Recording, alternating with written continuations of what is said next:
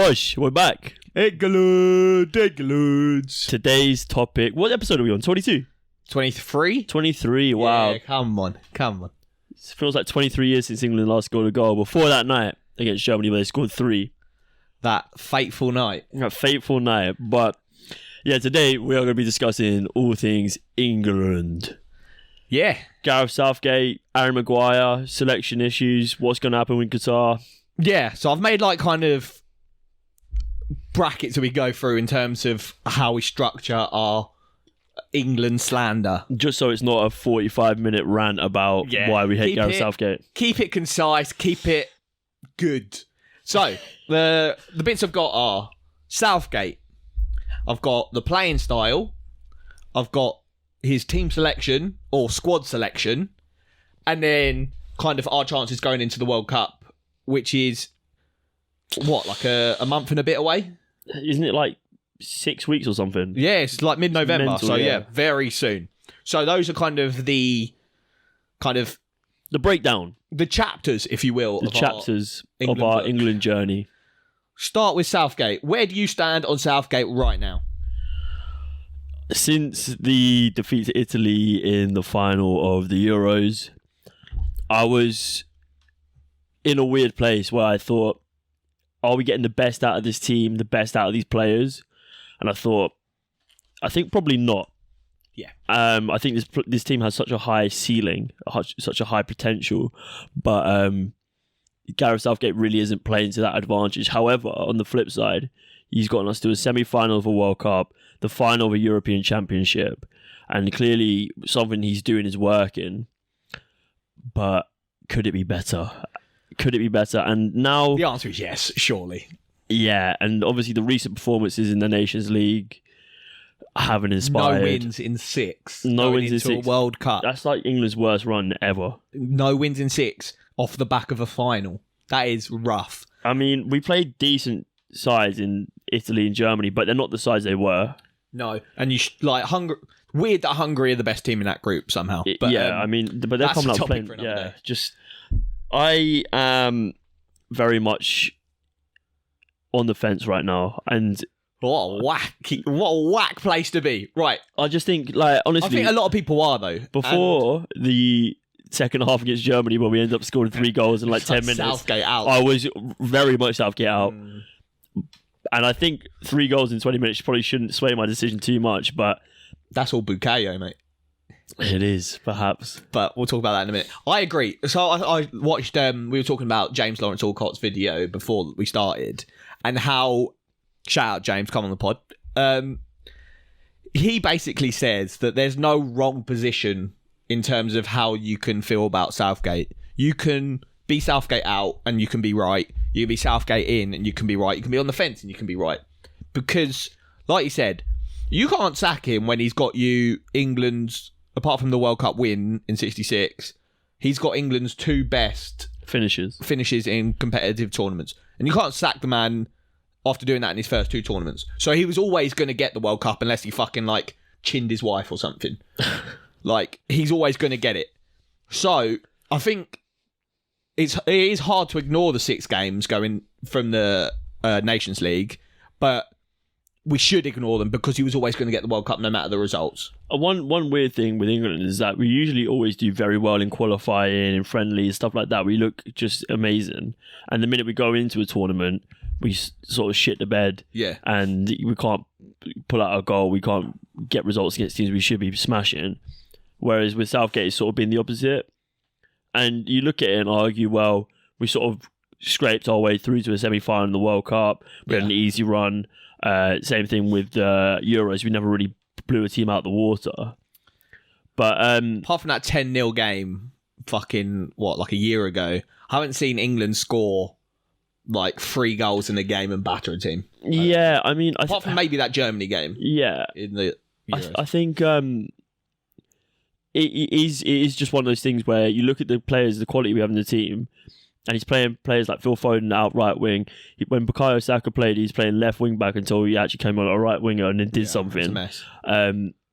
His refusal to play with the number 10, his refusal to switch from a back 3, is just lack of innovation in terms of, right, we clearly have an issue with our left backs. Luke Shaw probably isn't good enough. So he looked all right, to be fair. And he played a really disgusting ball for Sterling in that Germany game. Yeah, and he always seems to, as far as England left back go, have the most attacking output. Seems to always get in and around the goal more than. But let's have some innovation. You look at what Pep did. He took João Cancelo, put him in the left back role, played him in inverted. Southgate is as good as Pep Guardiola. They all say that. I mean, regardless, you've taken a player, João Cancelo, who's played right back his whole career, put him in left back role, play him inverted, and then he plays with a really wide touchline hugging left winger that allows Cancelo to underlap or break into the middle of the pitch. So you're stretching the pitch in two different dimensions there. But Southgate's like, right, I'll just play Luke Shaw.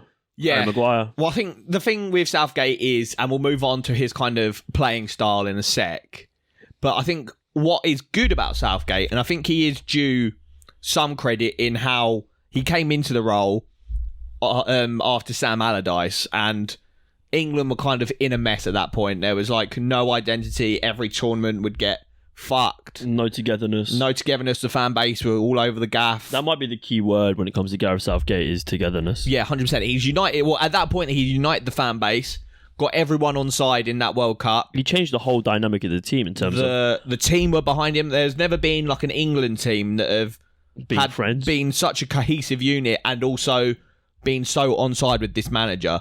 And Gareth Southgate is the only one really I can think of that has kind of united the team. So they're all boys. They're all going out, Instagramming together, going on holiday, straight to Mykonos and all that. And then Gareth Southgate, you can see the way they talk about him in the media. They fucking love him.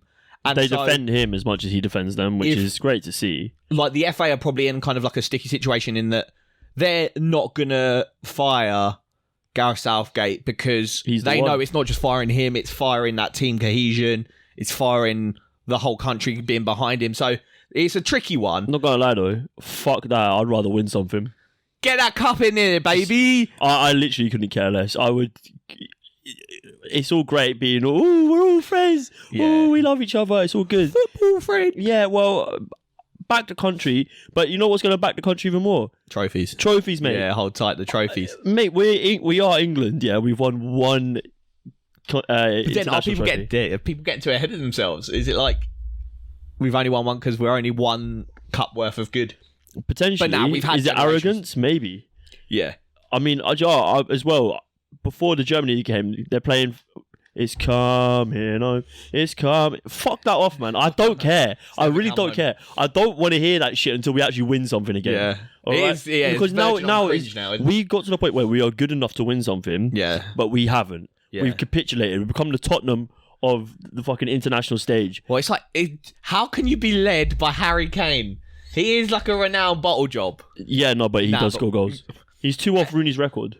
Yeah, but he scores goals against shit teams. I had this debate on Twitter a couple of days ago. I'd take Rooney over Harry Kane. Ooh, that is a tough one. But I think I would as well. That's another debate. But Harry Kane is good and he is England's best striker. Yeah. No, I do agree. What we should say about Gareth Southgate is also he is very like media savvy. He never seems like rattled in the media, and like he's had opportunities where like, and we'll talk about his team selection in a bit as well, but like he does some like dodgy shit and the media get on him. Not dodgy shit as in like fucking fondle children. But you mean it's in like dodgy shit as in like not take Trent in your squad, not take Maddison and all that. So he does ropey decisions and then will handle the media kind of berating him very well. And he's so media trained. It's unbelievable. So it's very good in the sense that like having a manager that is cool, calm, collected at all times. He's sort of like the James Milner of managers. Oh, I get James Milner in after Southgate. Do you know what I mean? Like he just seems so boring, and like his football is boring. His personality seems kind of boring. I don't know the man, and that's why he doesn't get rattled by anything because he's just like. Yeah, no, I agree. But he is very well spoken and he does come across well. And he's a beige man, isn't he? So beige. He likes his tea hella milky. Hella milky. No sugar. With a plain digestive. Yeah, not too hot as well. Like, let it cool down to like room temperature tea. That's Gareth Southgate. But we'll move on from the man to the playing style that he's got this, arguably, the gold... Like, we talk about the golden generation of Rooney, Lampard and that, and maybe they are, like, at the moment, still that golden generation. But this generation... It's a different kind of golden generation. A couple of years' time will be seen as the golden generation, especially for us. Like, we're, like, now old enough to go out to pub, watch all of that. We, like, invested in these kids, whereas, like, we were kids when invested in the kids. That was weird. But, yeah, when we were, like, watching Lampard and Rooney and that, we were kids, so it's, like... hard Yeah, to no, get I get what you're saying. But yeah, he's got this golden generation of... Bellingham, Saka, Foden. The man, them. I'm not even... But they're the young kids. We've still got players like Harry Kane. You got players like...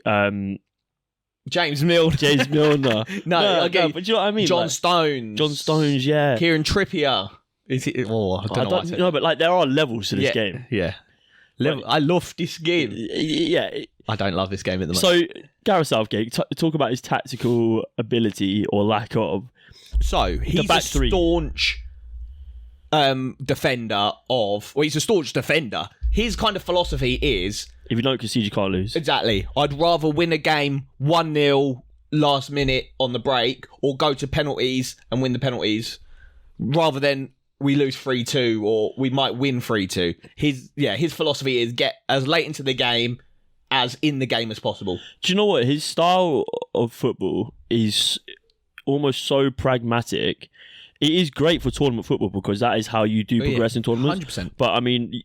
It is so pragmatic that it's almost reminiscent of an Antonio Conte in terms of he's quite happy to concede possession, but he wants to break into the areas of the pitch. He wants to create space behind defensive lines for players like Raheem Sterling to run into. And that's probably why Sterling's been so effective even under Southgate. Yeah. And probably been England's best player that entire time. He probably wants to play like Antonio Conte, but without the tactical nous of Antonio Conte, because Antonio Conte has brought in the players to allow him to play that style. Pragmatic football works really well when you can spend every day of the week on the training pitch, practicing, and this is a term that's come into my football brain very... Like, I knew what it was, but... Let's go. I heard when it's been discussed around Tottenham and around Gareth Southgate, I was about to say Anthony Southgate, Gareth Southgate, automatisms. So, like, stuff... I thought you said autisms. What did you say? Automatisms. Is that a word? What the fuck is that? So it's like practices of passing and movement, but you drill it like over and over and over and over again. And you work on them in specific areas of the pitches. Okay. Where that is literally all you do. Okay. That's all you do, but you get it down to a T, and you practice maybe like 5 or 6 different variants of it in each position of the pitch. So the minute you look up and you see, oh yeah, he's in that position, we'll do the second one. Okay. And it's just repetitive drilling. Yeah. So that when you get into the positions, you know instantly how to break and where that player on the pitch is going to be for the switch. Well, Arteta said something like that similar in All or Nothing, didn't he? He was like, he did that, I don't know if you've watched it or if you haven't watched it, I'll kind of try and run you through what happened. He got all the boys in like a briefing room and gave them 2 like whiteboards with football formations. And he was like, try and remember as many of the players in their formation as possible. And they all got kind of like half. And he was like, we need to get to a stage where you know every single one so that you could close your eyes and be like, he will be there, he will be there. And it's kind of like that. You want to have your players so well drilled on the pitch that they can be anywhere on the pitch. And before the ball even comes to them, they don't even need to think. And they know what the next move should be at all times. And I think that's the kind of... Whereas like football back in the day was a lot more kind of fluent and a bit more like Ronaldinho. It was either you were a really aggressive physical team or you were a really flamboyant, really technical team. But now it's just, you got to be drilled. You got to be technical and physical. And there's an argument, a debate for another day about, is this drillingness driving the fun out of the game? Who knows? I don't think so. Because like you look at the tactical battles that you watch during football now, especially like going back to Antonio Conte versus Tuchel at Stamford Bridge, that game was a real tactical battle. But the problem is for Gareth Southgate is that you don't have the time to spend with these players. They're coming from, you got players coming from Man City who play this tiki-taka pep football. You've got players coming from Spurs who play very pragmatic football, very similar to England. You've got players coming from like Newcastle who play under Eddie Howe. Like Jude coming from abroad. Borussia Dortmund playing a very high press. So like it is, you got to merge all these styles and sort of almost simplify the football down to a place where everyone can understand it. And it's not like they're not going to understand it because obviously they're professional footballers, but get down to a point where the football identity is simplified, but it allows for expression. Yeah. And it allows for you to have players like Jude Bellingham who not playing in a 2, so he can actually get forward and don't have to do the defensive. Well, that's my exact issue with the 5 at the back, and it's that minus John Stones, in the lineups we've seen recently, there is no ball-playing DM. Centre back. John Stones is really good at driving out from the line and finding a progressive pass. Harry Maguire is shit at it. And we'll talk about Harry Maguire in a minute. Eric Dyer is shit at it. Gay's alright, doesn't get a look in really. Tomori is really good at it for AC Milan, doesn't get a look in. You play people like Tyrone Mings is alright at it, and he's never let England down. How does he not get called up and Harry Maguire get called up? I don't get that. He only got dropped from us. He only got called back up to the Aston Villa squad because the Costa injury. Yeah, but he's been all right for Aston Villa since he's been back in the Aston Villa. I don't get this agenda against Tyrone Mings. I think he's a good player. I don't like him, but he's kind of like my kind of stone to hit Southgate with in terms of Maguire. Benjamin White. Let's talk about Benny Boy White. As far as progressive centre backs go, he's probably the best England have at the moment. Maybe apart from John Stones. But I don't get how he doesn't get a look in, because if you're playing 2 midfielders in front of the 3 at the back, and those 2 midfielders aren't known for their technical ability, if you play 2 in the middle, you need 2 technical mandem that will run the game. You want someone like Luka Modric or Thiago that is going to dictate the tempo of the game. Jude probably will get there, but he's still too young to dictate the tempo of the game. He's not that guy. Metronome. He's more of like a box-to-box. Yeah, he's a box-to-box, the third man. And Declan Rice absolutely isn't that. He's like a DM exclusively. Yeah, his progressive passing actually isn't the worst. It's all right, but he's not going to run a game for you tempo-wise. He's not the type of player who's going to spot a run exactly across the pitch and be able to play that cutting ball like James Maddison. If you're set, and I'm set on having them 2 as our midfielders, so if you do that, you need defenders behind them that are going to play the progressive passes and break the lines. And you got that in John Stones, but don't in Harry Maguire and Eric Dyer. So you want someone like Ben White who can step out from the defensive line, play a progressive pass, does it for Arsenal week in, week out. Tomori does it week in, week out for AC Milan. And I'm not saying you have to, but if you play like, even Eric Dyer gets into that, and you play Ben White, Stones and Eric Dyer. Eric Dyer's not the worst at doing it because he was a defensive midfielder for a large part of his career. Or you play Tomori, Stones and Eric Dyer, and you don't play Ben White. But you need more ball-playing players behind those 2 if you're going to play those 2. Because at the moment, there's such a disconnect. And I tweeted this during the Italy game and the first half of the Germany game. They pass it around the 5 at the back and the 2. And then Sterling, Foden and Kane are so far ahead that they just recycle the midfield. They just recycle it all the time until the only kind of phase of play that works is a counter-attack because everyone's squashed and then breaks quickly. When the players just open up, there's no link between the forwards and the defence because the 2 in the middle, all they focus on at the moment is just winning the ball back when we lose the ball. Yeah, and so this goes all the way back to the formation. When you play with the 3 at the back, like you say, you need that ball-playing defender, and you need to enable them by having solid defensive partners around them who can step in and tighten that back line. That's why Spurs got Romero. That's why they got Longley, because their man can play ball. Potentially, you're even looking at not even holding to a 3 at the back once you're in possession of the ball. You want to move into a 4 at the back, and you want to push that ball-playing defender into the midfield, play him as the pivot, or even allow him to go a bit further up. Leave Declan Rice as the pivot. Yeah. I've got a little question I want to ask you. We're going to take a little break. Oh, yeah. Take a little break, and we'll reload it. We're going to carry on talking about England's tactical troubles. We're back. We're back, baby. And we're going to carry on with England's tactical troubles. England's tactical troubles, yeah.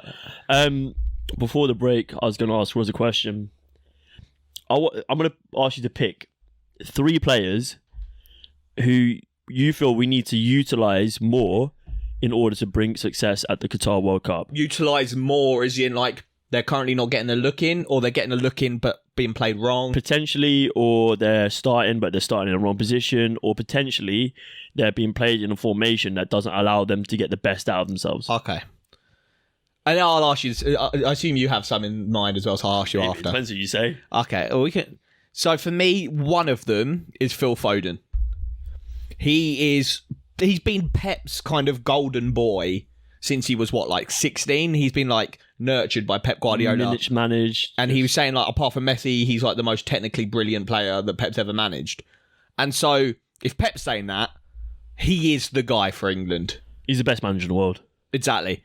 And so, we need to get more out of Phil Foden, because not enough people are saying it, but he has been stinking it up on the international stage. For a player as good as him, he's been stinking it up. And is that down to him not living up to the big occasion?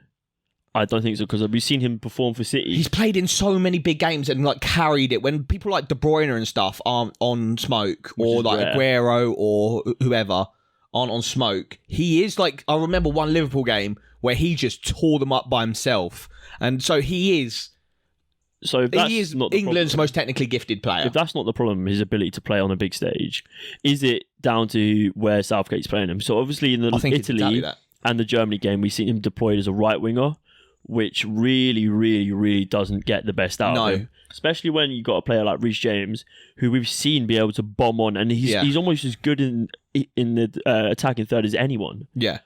But that wasn't happening. My issue with that is Phil Foden isn't a winger. He rarely plays right wing at City. He'll play left wing quite a lot, and I don't really like him when he plays left wing.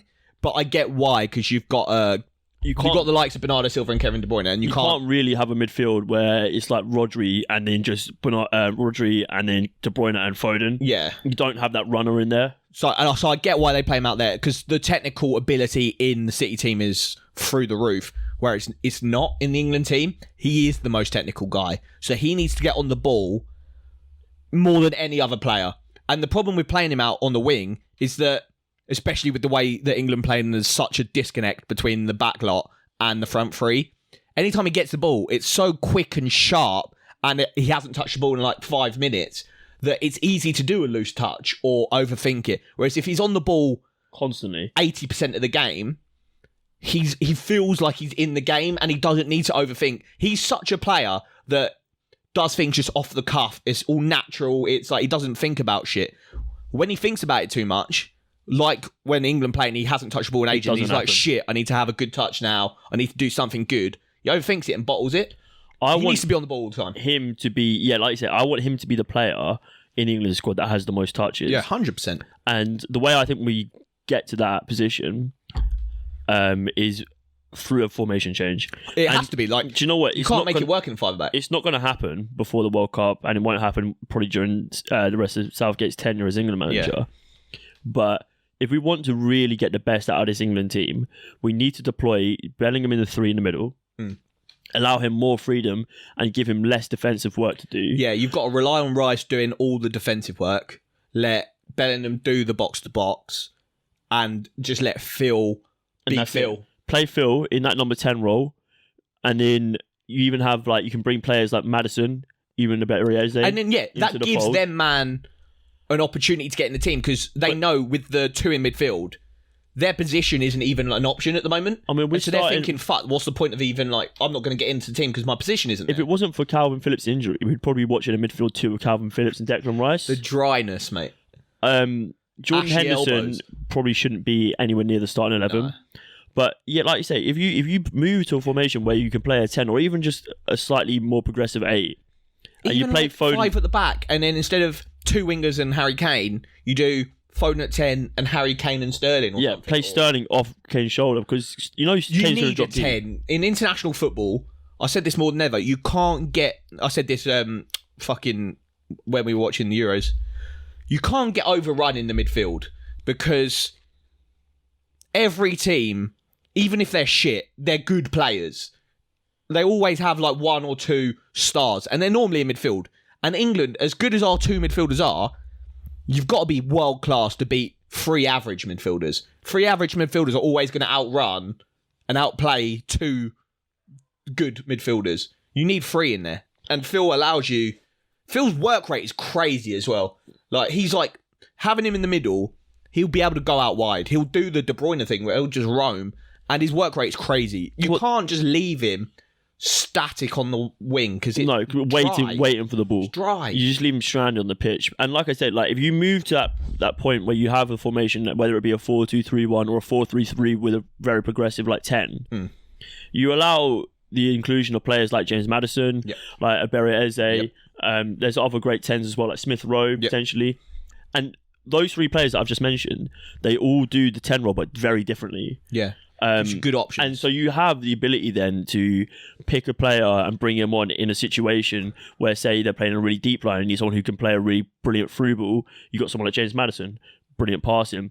If you need someone who's going to be able to generate more space to allow a wide man to get inside, or even a number 6 or an 8 to get into a half space, you've got someone like Bereze. Do you know what I mean? So you have players like that at your disposal, but because of this lack of tactical flexibility, you are costing yourself opportunities to utilise them. Because 5 at the back requires you to bring like 1 million defenders, whereas if you play 4 at the back, you can drop 2 defenders. But does this 5 at the back stem from the fact we have like 4 almost world-class right backs, and it's trying to get them into the squad by playing one of them as, i.e. Kyle Walker, right centre back? Maybe. Potentially. Another thing is, so if we did potentially move to a formation away from 5 at the back into a 4 at the back with a number 10, that frees up that right winger role to bring in someone who I think we both would agree. He was going to be my next guy.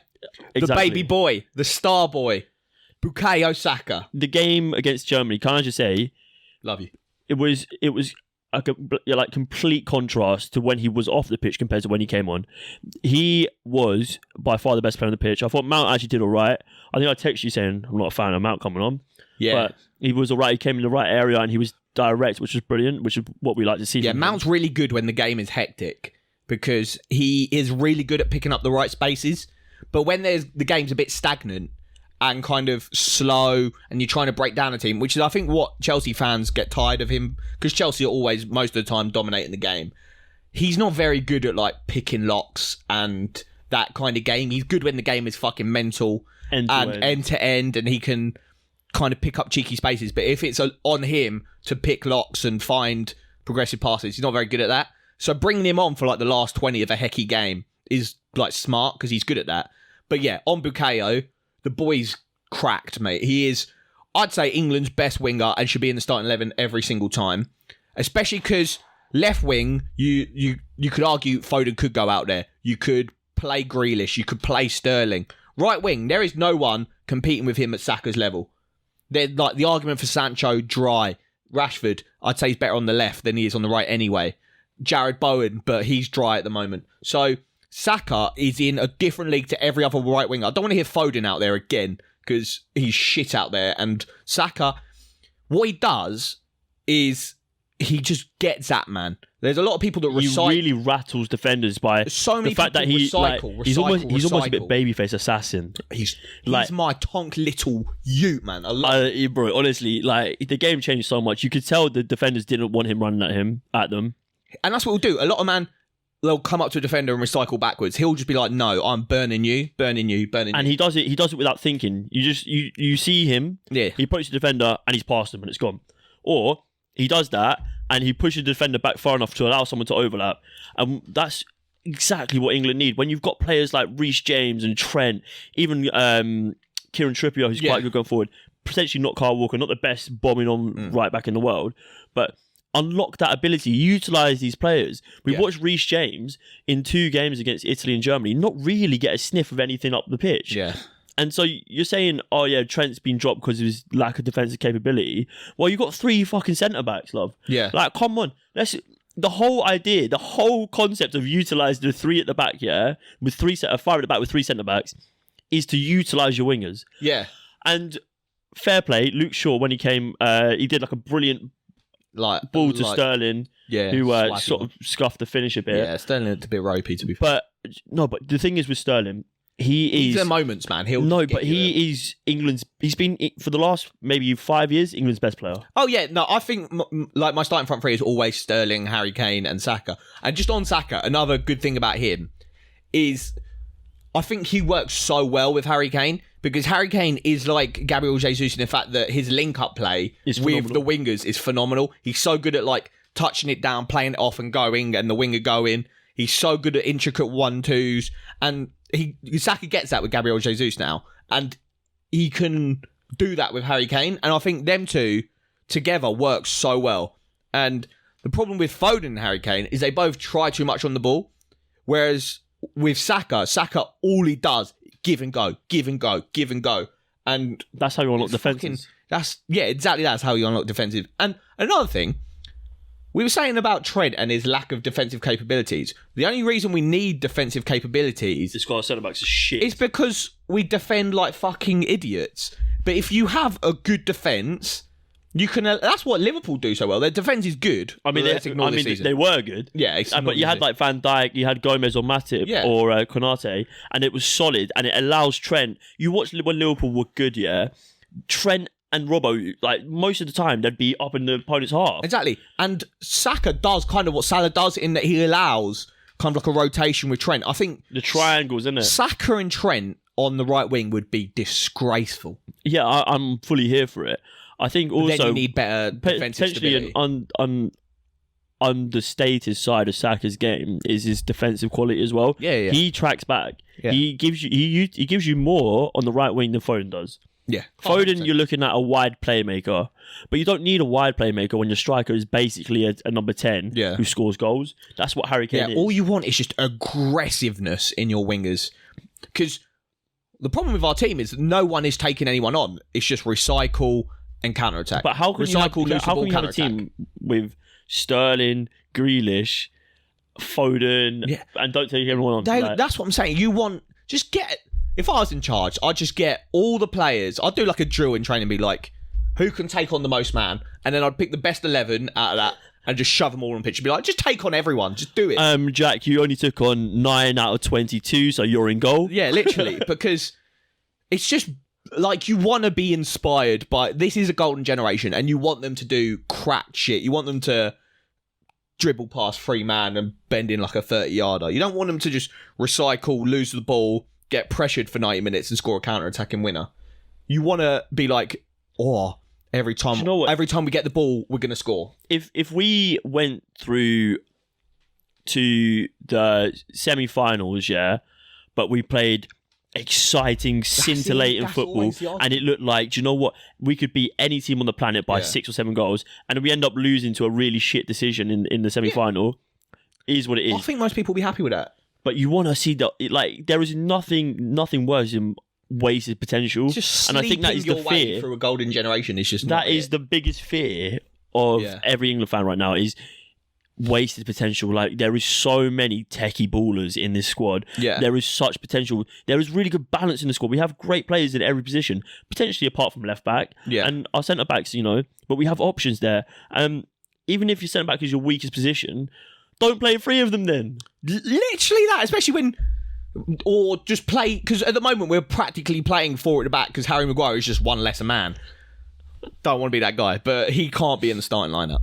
So yeah, either just think about it more. And my last guy from the question you asked is Trent. I've seen arguments of people saying he can't even make the squad. He has to be in that squad. Not necessarily in the starting 11, but... And for me, he probably would still be in the starting 11. I tweeted that progressive passes chart, chart. I'll whack up here. Okay. Beauty of the green screen. Yes. But like, he just is the best. He is the best attacking right back potentially. He doesn't necessarily need to start every game. Say we come up against a Brazil. It could be circumstantial. Play Reece. Play Kyle Walker. Play Ben White. If you're playing Iran first game, he needs to play because he will score. Whereas the other man won't. Trent needs to be in that squad for options. Honestly, so before we wrap up this little segment here. Yeah, who are your 3? I was going to say Foden. Nice, yeah. Saka. Yeah, I really like the Trent one. Yeah. But for me, Jude Bellingham. Yeah. I think there's the Euros, it was kind of like, everyone was like, Jude isn't getting enough playing time. But I think Gareth has seen the light. He was the best player, apart from the last 20 minutes of the Germany game, throughout the entire shit show that was the Italy game, and through the first 60, 70 minutes of the Germany game. He was the best player potentially on the pitch for me. Yeah, Jude is the truth, man. And like, he is crazy. What, 18? He is unbelievable. He's a proper Rolls Royce of a midfielder. So he does everything, and he's only going to get better. He is unbelievable in tight spaces. Yeah, he's so strong for his age. He takes players out the game. His passing is so insightful. He will literally nullify 3 or 4 players just through playing the correct pass. Yeah, he's great. But let's utilise him, play him in a 3, play him as a number 8, allow him to progress further up the pitch more often. Yeah. Reduce the defensive responsibility he has. Yeah. Because you've got a player like Declan Rice who can do it on his own. Exactly. He doesn't need it.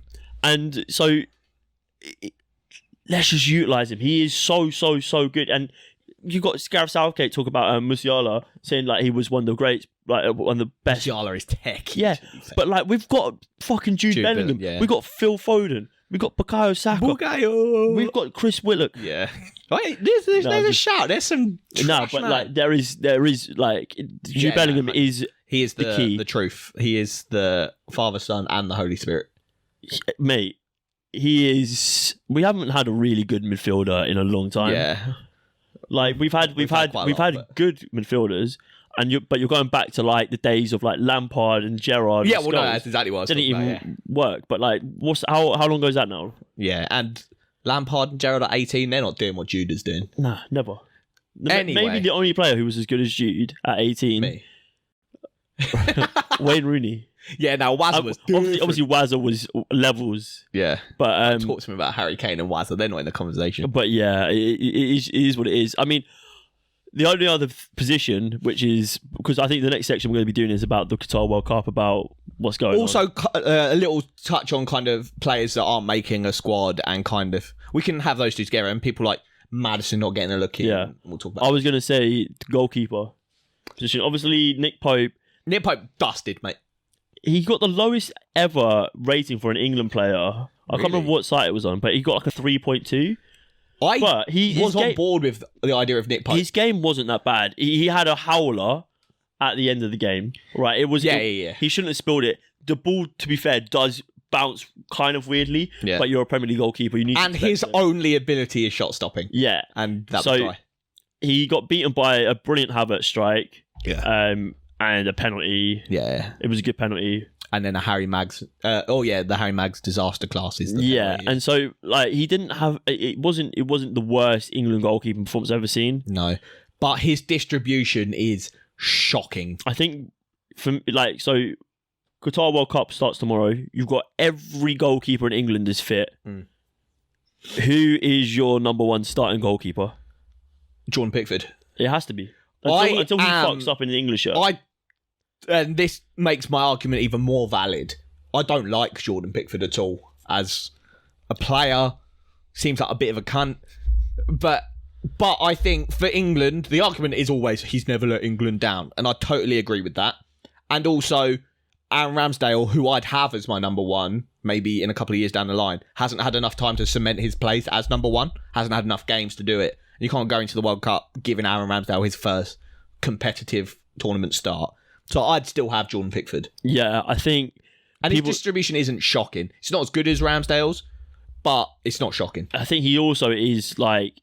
He's going to be more comfortable in commanding that England defence, which needs commanding. Because you watch the game... Ramsdale's quite good at that, though. Yeah, no, I know Ramsdale is very good at that, but Ramsdale hasn't played for England in front of that. Like, still too early in his England career. So... How old is Pickford? You go for... He's very young. Very young. Very good with his feet. But yeah. Got tiny arms, though. He flaps for everything. 28. But he pulls off some amazing saves, and he hasn't let England down yet. And until you do... Yeah, give him his tournament and then see what happens after. He is potentially one of the outliers for my argument that it shouldn't always be based on... England performance. It should be a balance of form, club form... It should be like 75% club form. Of course it should. And then like 25% of course it should. Maybe even more weighted. But don't say that to Ivan Toney because we can discuss Ivan Toney. Like Tammy Abraham. I saw Laura Woods, who said it many times, absolute queen. She was saying on TalkSport, what's the point of even bringing Ivan Toney? Because if you have put him in front of the media, giving him all these questions about, are you excited to play for England, blah, blah, blah, and then you don't even get a start or any minutes, and you're not getting taken to a World Cup now, you've just given him kind of like false hope, probably. But do you hear? I think it goes back to when Southgate first got called up, but I think by Terry Venables, and he was brought up for like 2 squads, and he just spent time around the camp, understood what it meant to play for England, understood the fundamentals of like international football. So like, obviously, it's not the same day in day out training. It's not the same sort of harmony you have at a club, but it's all professionalism. Yeah. And I think Southgate's obviously, he's quite old school in that sense, where he's happy to bring a player along, get them introduced to the squad, someone that he can utilise in the future. Yeah. And it's probably not the worst thing, but fam, when you can't score, when you're 1-0 down to Italy, and you've got people like Tammy Abraham. Yeah. Tony wasn't even on the bench for that game. But like, it's like Harry Kane's never going to get subbed off. So it's like, as a striker, are you ever going to get a shot? What's the point? And he doesn't play in the 2. Yeah, so it's like, are you ever actually going to get a shot? You might as well bring Jadon Sancho or someone. Or bring more than like 5 midfielders. Bring James Maddison. For the love of God, what the fuck is going on with James Maddison? What the fuck is going on with England? What is going on with James Maddison? Why is he not in the team, Luke? I know you've got some theories about who he might be shagging, stuff like that. I've got no theories. He's a family man. I think he's got a daughter. Okay. Is that daughter? No, doesn't matter. But yeah, so James Maddison, in probably the best player in a very underwhelming Leicester side. I think in the last 2 years, he's got the second most behind Harry Kane goals and assists for England. Or not for England national team, but like Englishman in the Premier League. He's got second most behind Harry Kane. And then I think below him is Bukayo. I don't know why Gareth refuses to talk to James. I think he is a key that could be used in a lot of to open a lot of doors. Very Liam Neeson. He's got a very unique set of skills that not many England midfielders have. Yeah. But it probably goes back to his refusal to play with the number 10. Oh, yeah, 100%. Which is probably the biggest talking point from this episode. We've come to the conclusion that get a fucking number 10 in your squad. Yeah, pretty much. But until England move to a formation which has a number 10 in it, he's not going to get a look in. He won't get a look in because he's not going to play in that too. No, and we'll keep bringing. There's an argument he's better outright than Phil. He plays outright for Leicester. And I'd have Phil outright. Oh yeah, I'd still have Phil, but I'd say he probably does the role better. But then again, you just have Phil for. You could even have him playing as sitting next to like Declan Rice in midfield. Yeah, these defensive capabilities are shit. But we've got Declan Rice and 3 centre backs behind him. Yeah. For me, he gets in the squad. But then, there is a lot of good players. How do you fit them all in? We'll take one player that I just can't understand who hasn't had a look in yet is Fikayo Tomori. Second best centre back England have. He's just won. What did he win, the Scudetto or just the Serie A? He won Serie A with AC Milan, and he was their player of the season, I think. And he was immense, so good. And I think this refusal from England to respect the level of other leagues around the world. Yeah, it's a bit crazy, isn't it? It is. They say, look at Chris Smalling. He left Man United and he was doing it for Roma. But like, there's still elite leagues. There's still teams in those leagues that beat English teams week in, week out. Liverpool over in the Champions League. It's like Serie A isn't the laughing stock it was, let's say, 2-3 years ago.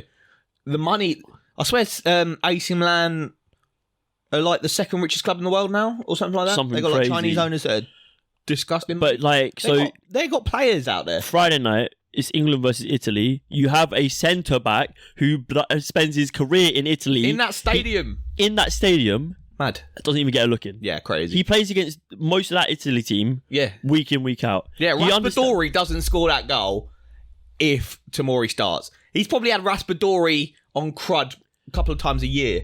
But like, you've got a player who's starting week in, week out for AC Milan, who was their player of the season, and he could not do more apart from come play for the best English team in the Premier League and score 35 goals in a season from centre back to get into that squad. What else he has to do over someone like Harry Maguire, who's been dropped by his squad, by his club, for his poor lack of form. He was their club captain, and Eric Ten Hag has come in and gone, you're just not it. And then Man United have started winning with Varane. And that should be Martinez. enough evidence for the Maguire debate to be sorted. Question for you.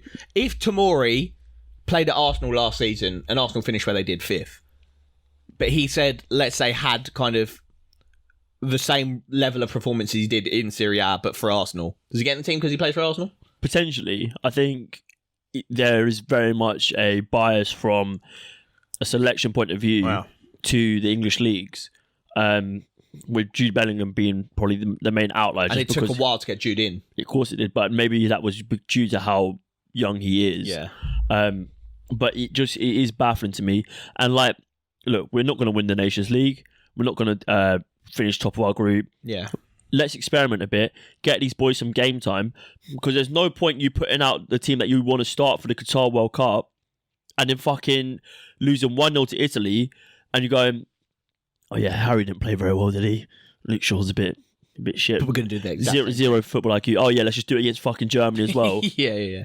And like, it is baffling to me. And another thing about Southgate really fucks me off. So as you can tell, we're probably not on the fence entirely. Yeah, we're off it, and we're going to give him the World Cup. I have too much respect for what he's done, because he has given me some of the best footballing moments of my life. With Southgate out, but after the World Cup. Yeah. He's a lack of tactical proactivity. So his lack of substitutions early on into games. Yeah, it's crazy. It is so reactive, and it's always reactive when England are on the back foot. And it's like, how about if we go up 1-0, how about we, if they're pressing really hard, let's get someone in like Calvin Phillips who can break up the midfield.